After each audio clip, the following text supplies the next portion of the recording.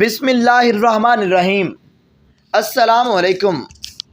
ارباز بن ساریہ رضی اللہ تعالیٰ عنہ کہتے ہیں کہ رسول اللہ صلی اللہ علیہ وسلم نے ایک دن ہمیں نماز فجر کے بعد ایک مؤثر نصیحت فرمائی جس سے لوگوں کی آنکھوں میں آنسو آ گئے اور دل لرز گئے۔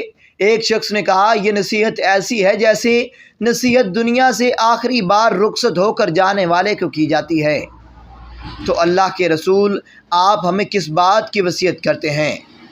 آپ نے فرمایا، میں تم لوگوں کو اللہ سے ڈرتے رہنے، امیر کی بات سننے اور اسے ماننے کی نصیحت کرتا ہوں، اگرچہ تمہارا حاکم اور امیر ایک حبشی غلام ہی کیوں نہ ہو، کیونکہ تم میں سے آئندہ جو زندہ رہے گا وہ امت کے اندر بہت سارے اختلافات دیکھے گا۔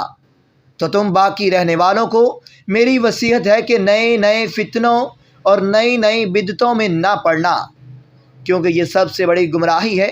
چنانچہ تم میں سے جو شخص ان حالات کو پالے تو اسے چاہیے کہ وہ میری اور میری ہدایت یافتہ خلفائے راشدین کی سنت پر قائم اور جمار ہے، اور میری اس نصیحت کو اپنے دانتوں کے ذریعے مضبوطی سے دبا لے۔